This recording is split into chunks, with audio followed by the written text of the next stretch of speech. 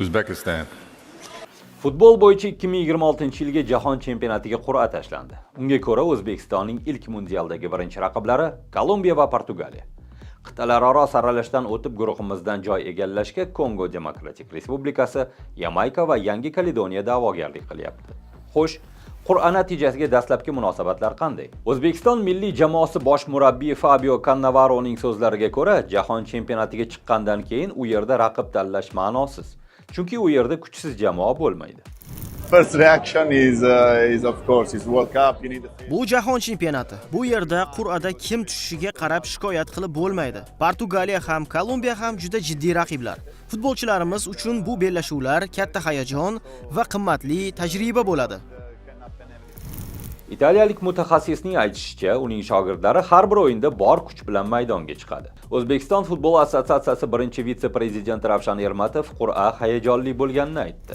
Albatta, jahon chempionati bu biz uchun birinchi tajriba va ishonamizki, jamoamiz yaxshi tayyorgarlik qilib, xalqimizni, O'zbekistonni xursand qilib, chiroyli o'yinlari bilan keyingi boshqa chiqish vazifasini uddalaymiz va albatta, jahon chempionatida o'yinlar bir-biridan qiziq bo'ladi, oson o'yinlarning o'zi bo'lmaydi.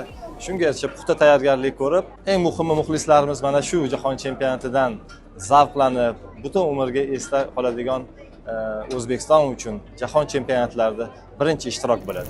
Milliy jamoa sardori Jaloliddin Masharipov qur'adan oldin Portugaliya tushishini taxmin qilganini aytdi.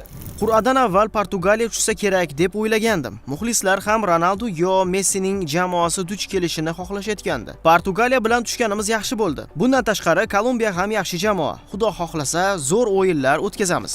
Birinchi vazifamiz guruhdan chiqish va umid qilamizki, buni uddalaymiz. Guruh favoriti Portugaliya bosh murabbiyi Roberto Martinez guruhdoshlaridan jiddiy raqobat kutayotganini aytib o'tdi. Endi qur'a natijalariga qarab tayyorgarlikni boshlasak bo'ladi. Guruhimizdan mamnunmiz, chunki birinchi o'yinni 17-iyunda o'tkazish imkoniga ega bo'ldik. Bu tayyorgarligimizga aniq yo'nalish beradi. Avvaliga play-offdan o'tgan jamoaga qarshi o'ynaymiz. Shuning uchun raqibimizni hozircha bilmaymiz. Lekin Kolumbiya va O'zbekistonga nisbatan hurmatimiz yuqori. Ular jahon chempionatiga puxta tayyorlangan va jiddiy raqobat taklif qiladigan jamoalar. O'zbekiston 2026-yilgi jahon chempionatida qatnashadigan sobiq Sovet makonidagi yagona davlat bo'ladi. Rossiyalik sport sharhlovchisi Denis Kazanskiy qur'a natijalariga munosabat bildirar ekan, Abbos Fayzullayev Cristiano Ronaldoga qarshi o'ynashiga e'tibor qaratdi. Qiziqarli guruh deyarli yo'q. Hammasi bo'linib ketgandek. Balki Marokash, Braziliya va Shotlandiyadan iborat guruhda nimadir yangilik bo'ladi. Angliya, Xorvatiya, Gana, Panama ham yomon emas. O'zbekiston uchun juda xursandman. Abbos Cristianoga qarshi o'ynaydi. O'ylashimcha, ular sensatsiya qila olishadi. Eslatib o'tamiz, O'zbekistonning jahon chempionatidagi ilk o'yini 17-iyun kuni Kolumbiyaga qarshi. Ikkinchi turda esa jamoamiz 23-iyun kuni Portugaliyaga qarshi maydonga chiqadi. Bu ikkala o'yin yo AQShning Texas shtatida yoki Meksika poytaxtida o'tadi.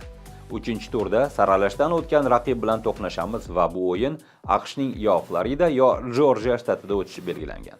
Qaysi o'yin qayerda bo'lishi keyinroq ma'lum bo'ladi.